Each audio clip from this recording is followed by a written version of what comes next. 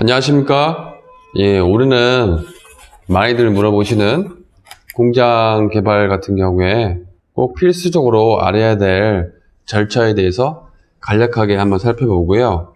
그리고 각 절차별로 꼭 필요한 눈여겨봐야 될 그런 포인트가 있습니다. 그 포인트 위주로 해서 1년의 흐름을 제가 한번 알려드리겠습니다.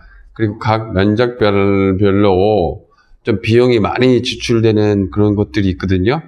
그런 것들 좀 포인트를 잘 정리를 하시면 불필요한 돈을 굉장히 많이 줄일 수가 있습니다. 먼저 공장 설립 같은 경우에는 어떤 진행을 하냐면요.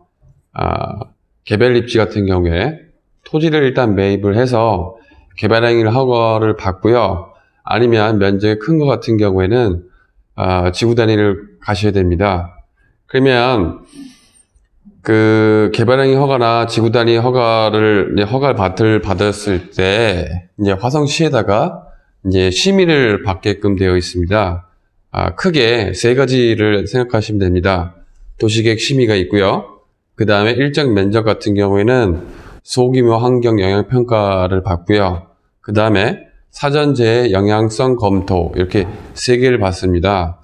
그 세 개를 받고 그 다음에 아무 문제가 없으면 토목 준공을 하고 공장을 이제 건축을 하면 건축 사용 검사를 하고 난 다음에 그 다음에 공장 설립 승인을 받아서 그 다음에 공장 등록증을 발급받는 그런 구조로 되어 있습니다.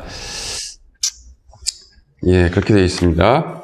도시계획 심의 같은 경우에는 일정 면적 이상일 때 받는 게 아니라 국토계획 및 이용에 관한 법률에 의해서 시행령 55조 1항에 의해서 도시지역이라든지 관리지역, 농림지역, 자연환경지역 예외 없이 무조건 다 받아야 됩니다. 일반적인 면적 같은 경우에는 주거지역, 상업지역, 공업지역 같은 경우는 1만 제곱, 1만 제곱, 3만 제곱 뭐 이렇게 쭉 되어 있는데 요거는 제가 여기 영상에다가 다 표시를 해놨습니다. 그거를 좀 보시면 되겠고요. 도시계획 심의를 왜 피해 나가려고 하시냐면 도시계획 심의를 만약에 들어가 버리면 서류 검사만 한 2달이라는 시간이 좀 더 걸리고요. 비용도 3천에서 4천 정도 더 들어갑니다. 그래서 많은 사람들이 도시계획 심의를 피해 가려고 많이들 물어보시는데 제가 포인트를 정리하겠습니다. 국토법에서 일단 정리를 하고요. 그 다음에 화성시 조례가 무분별한 규제 때문에 자체적으로 도시계획 심의를 안 받아도 되는 면적에 대해서 딱 정리를 했습니다. 그거 같은 경우에는 화성시 같은 경우에는 자연 녹지는 3,000제곱, 보전 녹지는 2,000, 생산 녹지는 2,000, 계획관리는 3,000 뭐 이런 식으로 되어 있습니다. 저희하고 해당 사항은 이전 근생하고 공장이기 때문에 이렇게 얘기하시면 될 것 같습니다. 계획관리는 3,000제곱 미만으로 개발을 해야 된다. 자연 녹지는 3,000제곱, 그 다음에 보전 녹지하고 생산 녹지는 2,000제곱 미만으로 개발을 해야 되겠구나. 그걸 만약에 이상으로 개발을 해버리면 도시계획 심의가 들어오기 때문에 비용은 2달 정도 더 걸리고 그 다음에 좀 까탈스럽게 들어가고 비용도 만만치 않게 들어가는구나. 이렇게 정리를 하시면 되겠습니다. 두 번째로는 소규모 환경 영향 평가가 있습니다. 소규모 환경 영향 평가. 쉽게 얘기해서 계획관리 지역에 만제곱 평수를 따지면 3,025평인데요.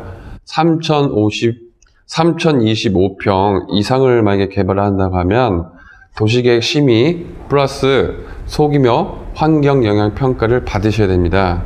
요게 면적이 더 커버리면 환경 영향 평가를 받아야 되고요. 그 윗게 전략 환경 영향 평가입니다. 이거는 저희하고 뭐 해당 사항은 없고 환경 영향 평가까지 만약에 받아버린다고 하면 비용이 꽤 많이 들어갑니다.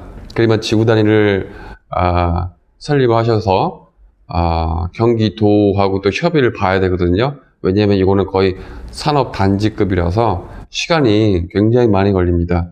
이것들 같은 경우에는 잘 한번 생각을 해보세요.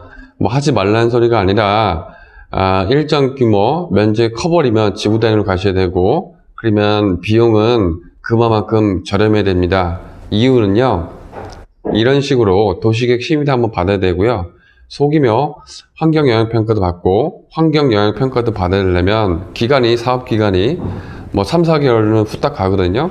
거기에 토목비용도 증가하게 되기 때문에 대규모 면적 같은 경우에는 일반 면적이 시세가 만약에 100만 원을 친다고 했을 때 대규모 면적은 이런 사업 리스크가 있기 때문에 굉장히 저렴해야 됩니다. 만약에 100만 원이면 50만 원이나 60만 원 정도로 가격을 끊어야 경쟁력이 있는 겁니다. 왜냐하면 요즘은 자기 돈을 내고 사업을 진행하는 사람들도 있지만 대부분 은행에 대출을 받아서 사업을 실행하기 때문에 기간이 길면 길수록 대출 이자 비용이 많이 발생합니다. 그래서 대규모로 산업단지를 생각하시는 분들 같은 경우에는 소규모 환경평가나 환경영향평가도 좀 생각을 해 두셔야 됩니다. 그래서 많이들 개발하시는 게 계획관리 같은 경우에 10,000제곱 미만으로 개발을 하고 추후에 다시 개발을 하는 식으로, 아니면 명의를 바꾸든지 아니면 매매인 분할로 해서 1차, 2차, 3차 이런 식으로 단계적으로 개발을 하십니다.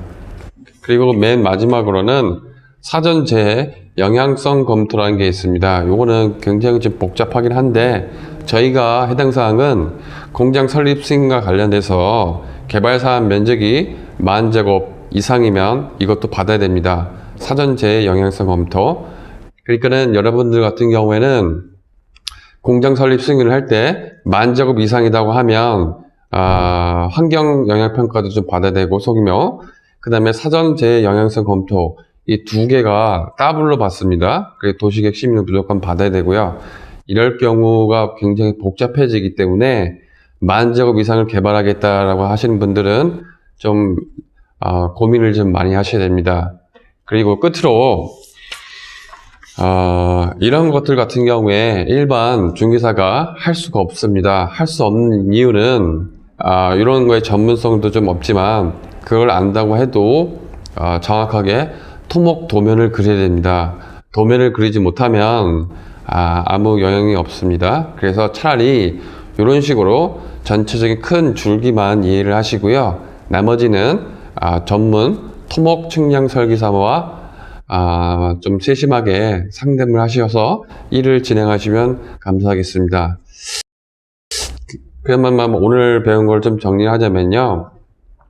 공장이 됐건 이전 근생이 됐건 다 똑같습니다. 먼저 어떤 토지를 매입을 하고, 그 다음에 개발행위 허가를 받아서 준공을 해서 토목준공, 건축준공을 해서 이렇게 1년의 과정을 가는데, 요거는 일정 면적이 있습니다. 일정 면적 미만은 상관이 없는데, 일정 면적 이상을 개발을 해버리면 도시계획 심의도 맡으셔야 되고, 그 다음에 소규모 환경영향평가도 받아야 되고, 사전재해 영향성 검토도 받으셔야 됩니다. 도시계획 심의 같은 경우에는 화성시 지자체 조례에 의해서 계획관리 같은 경우는 3,000제곱, 녹지지역은 2,000, 3,000 이런 식으로 되어 있으니까 그 면적을 안 받으시려면 그 면적 미만으로 개발을 하셔야 되고요.